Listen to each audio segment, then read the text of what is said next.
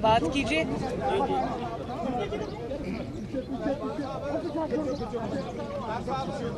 सवाल पूछिए।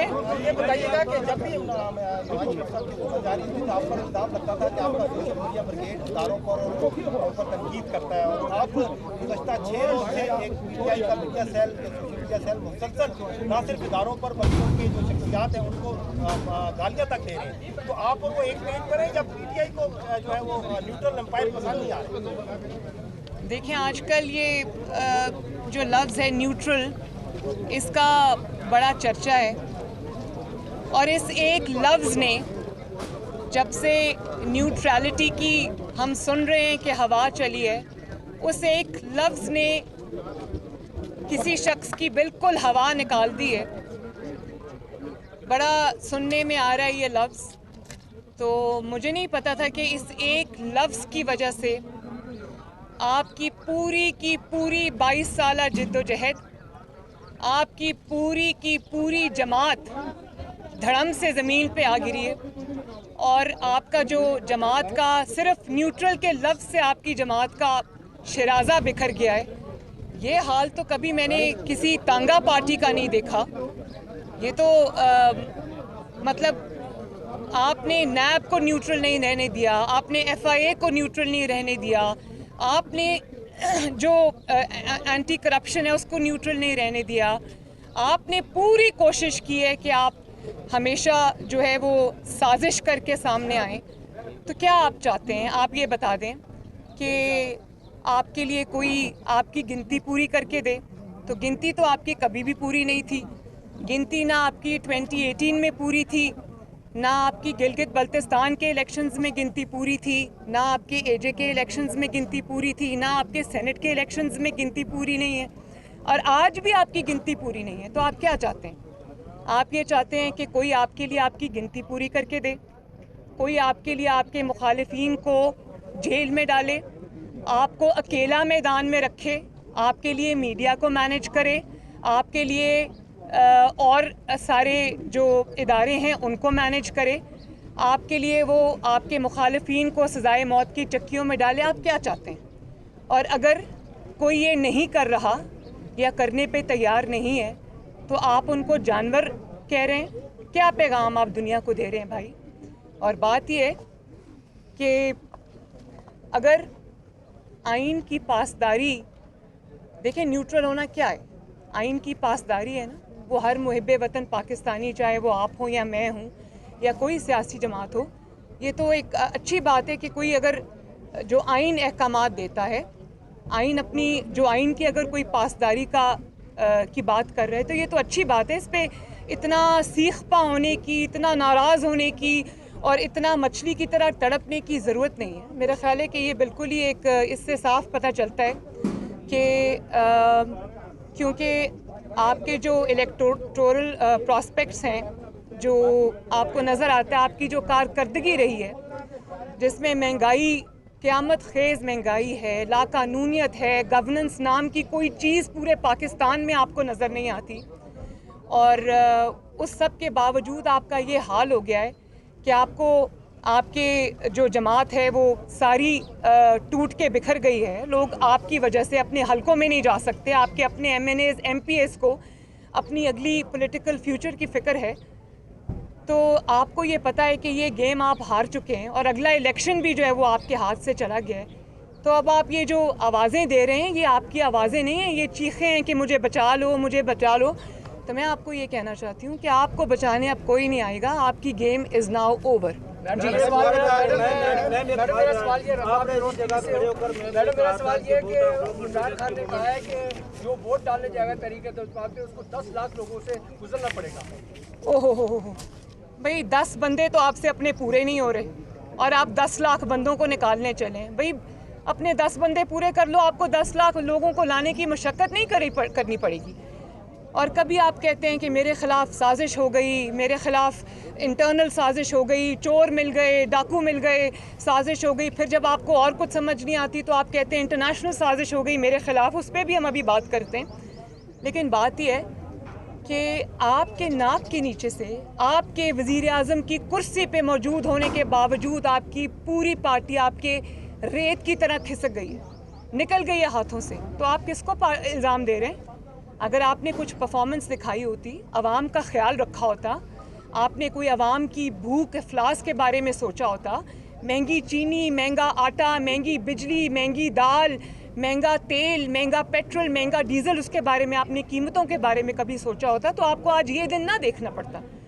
और बात यह है कि कभी आप उनको कहते हैं, अपने मेंबरान को आप कहते हैं कि बिक गए। मैं ये पूछना चाहती हूँ, और आप वो कहते हैं कि हमने ख़रीदे हैं।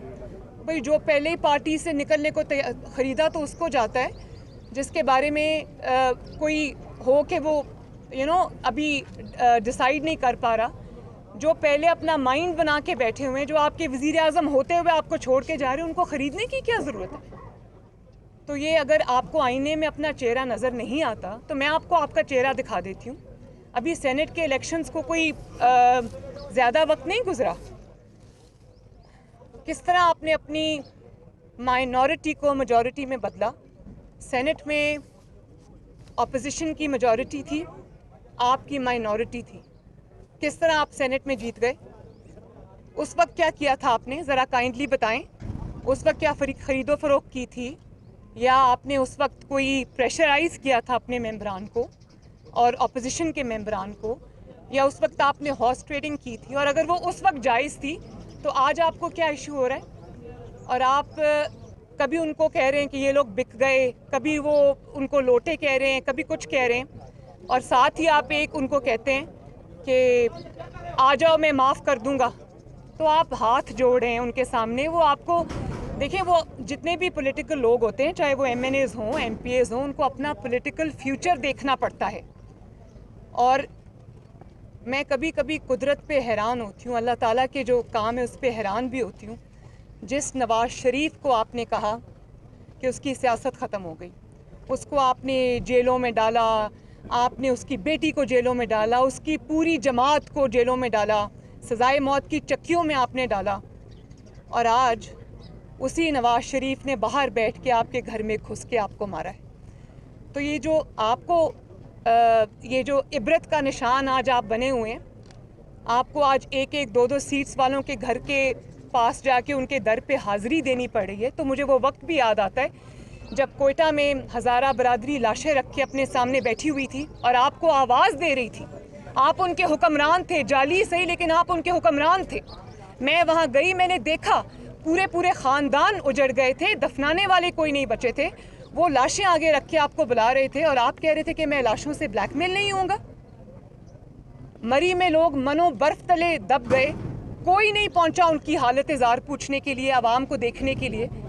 तो ये तो आपका हाल था, तो आप तो ब्लैकमेल नहीं होते थे। आज आप एक एक दो दो सीट्स वालों के दर पे जब मैं आपको सर झुकाते देखती हूँ तो मुझे बड़ा अल्लाह ताला का खौफ आता है। आप आज मकाफाते अमल का शिकार हुए, किसी साजिश का शिकार नहीं हुए। अपने तकब्बर का, अपने गरूर का, अपने बड़े बोलों का शिकार हुए। और फिर आप कहते हैं कि आपके खिलाफ इंटरनेशनल साजिश हुई है।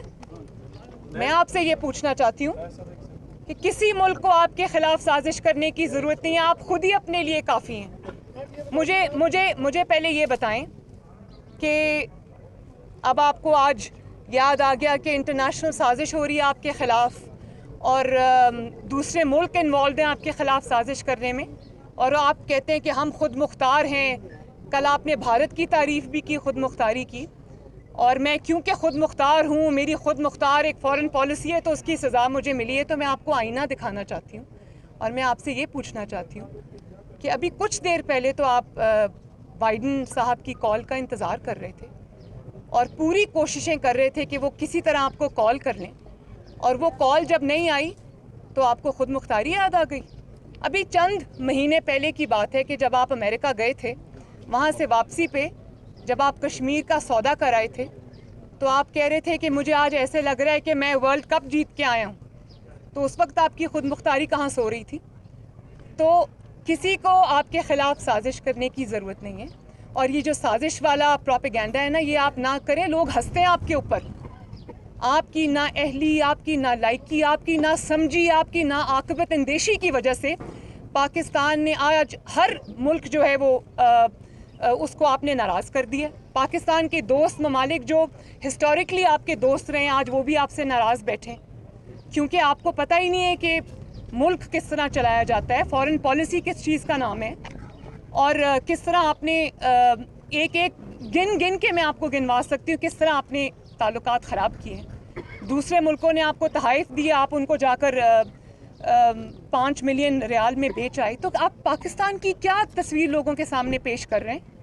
और आज अगर आप अपनी नाकामी, नालायकी, ना आकिबत अंदेशी को अगर आप साजिश का नाम देंगे तो दुनिया हंसेगी आप। मरियम साहिबा, आपके वज़ीर दाखिला थे जो निसार अली खान वो बनी गाला पहुंचे हैं लीग लेके, और कहा यह जा रहा है कि नून लीग के बाद MPs उनके हाथ में हैं। पंजाब की सूरत क्या है? इसके बाद बड़ी मज़े का खेज बात है। और सवाल जी? अच्छा मैम, आपने इसी जगह खड़े होकर ये कहा था कि पाकिस्तान के अंदर वोट ऑफ नो कॉन्फिडेंस की मूवमेंट होती है, वो बगैर किसी मदद के कामयाब नहीं होती, मदद के बगैर नहीं लाती। और आज जो तरीके समात पेश की गई है, क्या ये बगैर किसी की मदद की आई है? बगैर किसी की मदद के कामयाब नहीं हो सकती, न्यूट्रलिटी से भी कामयाब हो सकती है। जी मैडम ये बता दें कि बनाने के लिए आप रज़ामंद हैं? ये तो अब डिसीजन सिर्फ मेरा तो नहीं है, ये तो सब बैठेंगे, ऑपोजिशन पार्टीज़ बैठेंगी। नवाज शरीफ साहब, शहबाज शरीफ साहब जो कि हमारी जमात के सदर हैं, ये सबके साथ मिलके ये फैसले होंगे इंशाल्लाह जल्दी आएंगे। मैडम ये बता दें, ऐसे वक्त में आप अदम एतमाद की तहरीक ला रहे हैं जब हुकूमत अपनी अहली की वजह से सब कुछ खो बैठती है, तो क्या वजह के क्या किसी तरीके अदम एतमाद ला कर आप इमरान खान को सियासी शहीद तो नहीं कर रही? और नियो न्यूज़ पे तलत हुसैन साहब के प्रोग्राम की वजह से उनकी बंदिश भी शुरू कर दी गई है। देखिए, बंदिश ये इस तरह से लोगों को चुप कराने के, ज़बरदस्ती डराने धमकाने के तो दिन गए। अब तो इमरान खान साहब के हिसाब किताब का और उनकी बंदिश का वक्त है, अब तो उसकी खैर मनानी चाहिए। दूसरा जो आपने सवाल किया, देखें 4 साल बहुत होते हैं परफॉर्मेंस दिखाने के लिए, और अगर आप ये समझते हैं, आप उस दिन तकरीर में मैं इमरान खान साहब को सुन रही थी, वो ये कह रहे थे कि अहमकाना बातें आजकल वो करते हैं और एक एक बात से उनका डिफीटिस्ट माइंडसेट जो है वो झलकता है, और उनकी जो तकारीर हैं वो एक हारे हुए शख्स की तकरीर होती है। उसमें कभी वो मज़हब कार्ड इस्तेमाल करते हैं, कभी साजिश कार्ड इस्तेमाल करते हैं, कभी वो करप्शन कार्ड इस्तेमाल करते हैं। तो उनको ये पता होना चाहिए कि आवाम ने उनको रेड कार्ड दिखा दिया है, अब उनके हिसाब देने का वक्त है, अब उनके इल्ज़ाम लगाने का वक्त नहीं है। और जो बात आपने की कि देखें, अगर वो ये समझते हैं कि उनको शहीद होने का मौका मिल जाएगा, तो वो जो आवाम के नुमाइंदे होते हैं, उन्होंने आवाम की खिदमत की होती है। मुझे भी अभी भी वो वक्त याद आता है जब कभी कहा करते थे कि नवाज़ शरीफ की सियासत ख़त्म हो गई, लेकिन आज सिर्फ 4 साल के बाद, पौने 4 साल के बाद, आज आवाम नवाज़ शरीफ को आवाज़ दे रही है। आज नवाज़ शरीफ की अल्हम्दुलिल्लाह जमात चट्टान की तरह खड़ी है, एक शख्स नहीं टूटा नवाज़ शरीफ साहब की जमात से। और मुझे वो वक्त भी याद आता है, देखिए नवाज़ शरीफ साहब के साथ भी ज़्यादतियाँ हुई हैं, उनको भी उसकी बहुत बड़ी पॉलिटिकल और पर्सनल कॉस्ट देनी पड़ी हैं, लेकिन कभी उन्होंने तहज़ीब का दामन, तमीज़ का दामन हाथ से नहीं छोड़ा। उन्होंने कभी जलसों में खड़े होकर ये धमकियाँ नहीं दी कि मैं बहुत ख़तरनाक हो जाऊँगा। उन्होंने कभी ये नहीं कहा कि अब मैं ख़तरनाक हो जाऊँगा तो मैं छोड़ूंगा नहीं। और मुझे पता है कि ये धमकियाँ वो अपोजिशन को नहीं दे रहे, क्योंकि अपोजिशन ने तो उनका अताब जो है, उनका जो जुल्म है, उनके मजाले में उनको 4 साल बर्दाश्त किया है, फिर भी खड़े रहे। ये धमकियाँ वो किसी और को सुना रहे। आप समझती हैं इमरान कमजोर हो गया? और दूसरी बात ये कि कोई उनको ये समझाने वाला भी नहीं है कि ग्रेस अंडर प्रेशर क्या होती है। मतलब हम भी उन्हीं मरहलों से गुजर कर आए हैं, लेकिन कभी गालिम गलोच नहीं की, कभी ज़बान दराजी नहीं की, कभी बाजारी ज़ुबान इस्तेमाल नहीं की, कभी बोहतान नहीं लगाया, असूल पर बात की है, फैक्ट्स पे बात की है। और आप जब तकरीर करने खड़े होते हैं तो आप मज़हब का नाम लेते हैं, कभी आपने रियासत मदीना का नाम लिया और आपने अवाम के ऊपर बदतरीन मजालिम ढाए, और अब आप कहते हैं कि अमर बिल मारूफ का मतलब है कि नेकी का हुक्म दो और नहीं अनिल मुनकर कि आप बुराई से रोको। तो आपने जो अपने जलसे का नाम रखा है अमर बिल मारूफ, तो मैं आपसे ये पूछना चाहती हूँ कि आप कौन सी नेकी है, कौन सी अच्छाई है जिसका हुक्म दे रहे हैं लोगों को? क्या आप लोगों को ये बता रहे हैं कि आपने जो आटे की कीमतें, चीनी की कीमतें, डीज़ल की कीमतें, पेट्रोल की कीमतें, तेल की कीमतें, सब्जियों की कीमतें, दाल की कीमतें, दवाइयों की कीमतें आपने आसमान पर पहुंचा दी हैं, तो क्या उस सच्चाई में आपका साथ दें?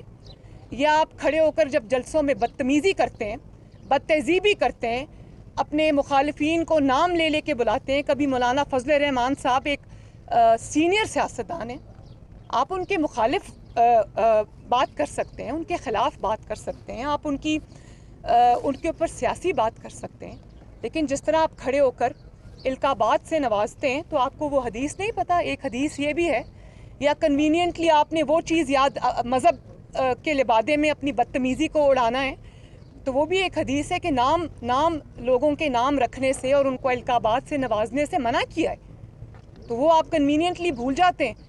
बिलावल को आप कहते हैं कि उसकी उर्दू अच्छी नहीं, उसकी आप नकलें उतारते हैं, मस्खरे लगते हैं आप जब ये काम करते हैं। तो क्या लामहला आपके दिमाग में ये बात नहीं आती कि जो शख्स ये भी सल्लल्लाहु अलैहि वसल्लम नहीं कह सकता, जो शख्स रूहानियत को रूहानियत कहता है, जो शख्स खातमुन नबीन अपने हल्फ में नहीं कह सकता, उसको क्या ये हक हासिल है कि वो दूसरों पे तनकीद करे?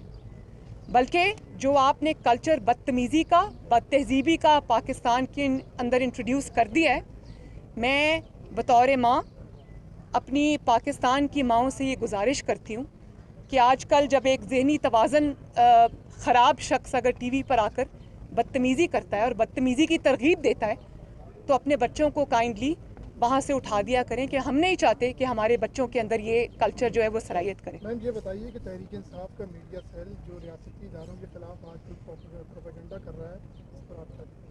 देखिए, मैंने पहले भी इस बात का जवाब दे दिया, मैं एक दफ़ा फिर से जवाब दे देती हूँ कि अगर न्यूट्रल का मतलब ये है कि आपकी अब मदद को कोई नहीं आ रहा, और न्यूट्रल का आप ये मतलब निकाल रहे हैं कि वो सब आपको आके बचाएं, तो देखें, न्यूट्रल होने का मतलब इसी की जिद्दोजहद हमने भी की है। और हर आइन पसंद शहरी, आइन एक पाकिस्तान का आइन है, उसकी पासदारी ज़रूरी है, और अगर उसकी पासदारी करना कोई कर रहा है तो ये अच्छी बात है, इसको तो वेलकम करना चाहिए, इसी के लिए तो हमने स्ट्रगल की है। तो मैं आपको पहले बता चुकी हूँ कि ये जो गालम गलोच आजकल आप सोशल मीडिया पे भी देख रहे हैं, तहजीब के दायरे में रह के बात करें, गालम गलोच नहीं। हम क्या कुछ नहीं बर्दाश्त करके आए। कभी नवाज शरीफ साहब को आपने देखा है कि स्टेज पे चढ़ के वो किसी को माइक पकड़ के धमकियां दें कि मैं छोड़ूंगा नहीं, मैं खतरनाक हो गया हूँ, तो और मैं जब आऊँगा तो मैं और ज़्यादा, मैं अंदर। भाई, तुम कौन सा ऐसा काम है जो तुम नहीं कर सके? कर चुके हो तुम ये सब काम, इसी वजह से तुम्हारा आज ये हाल हुआ है, ये मत भूलो। तो गालिम गलोच से नहीं, तहजीब से, तमीज़ से बात करो, बाजारी ज़ुबान इस्तेमाल मत करो। मैडम ये बता दें, मेरा सवाल कि ये तब्दीली लाने वालों का भी हिसाब होगा, जहाँ वहाँ खड़ा होगा, या सिर्फ इमरान खान का हिसाब होगा? ये तो अल्लाह ताला बता सकता है। देखें, मैंने आपको पहले बताया कि जो 3 साल में 4 साल में हो गया है, इसको कहते हैं इबरत का निशान। जिन्होंने इसे लाया था और जो वक्त ने, जो कुदरत ने, जो मैं यही कहूँगी कि इतने आपके चेहरे पे ऐसे ऐसे थप्पड़ पड़े कि आप बात करने के काबिल नहीं रहे। मैडम साहब, आप समझती हैं कि मुअक्कल कमजोर पड़ चुके हैं और रूहानी साया भी खत्म हो गया है? इत्तेहाद नजर आ रहा है, ये शॉर्ट टर्म है या लॉन्ग टर्म चलेगा? और दूसरा ये बताइए कि इस तहरीक तक अक्सर होता है कि फिर दाएं बाएं भी हो जाते हैं मामला, तो इस बार जो है ऑपोजिशन के इत्तेहाद कहाँ तक? पहले वो बता। देखिए, नवाज शरीफ साहब ने, मैं एक पीडीएम की मीटिंग में मौजूद थी जब उन्होंने ये कहा कि पोलराइजेशन सोसाइटी में बहुत, पॉलिटिकल पोलराइजेशन बहुत बढ़ गई है, और हमें सब जमातों को साथ लेकर चलना है, और हमें सबको सियासी धारे में, कौमी धारे में लाना है।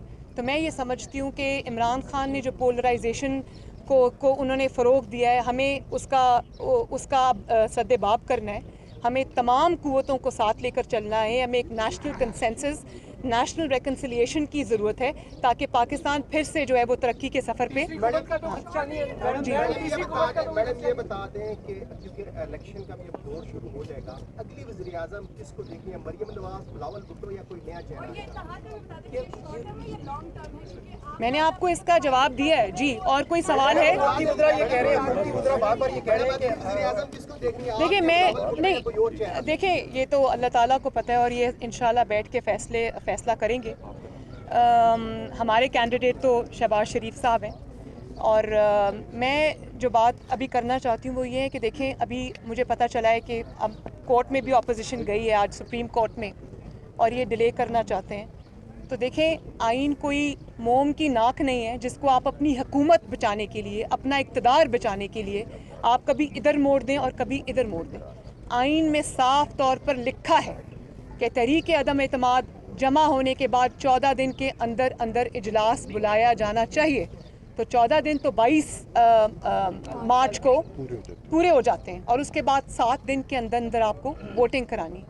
अब देखिए, आप, मुझे नहीं पता आप टाइम क्यों बाय करना चाहते हैं। तो आइन को, आइन ना समझने की, आइन की बात ना मानने की, आइन के अहकामात ना मानने की सज़ा एक ही है और वो है आर्टिकल 6।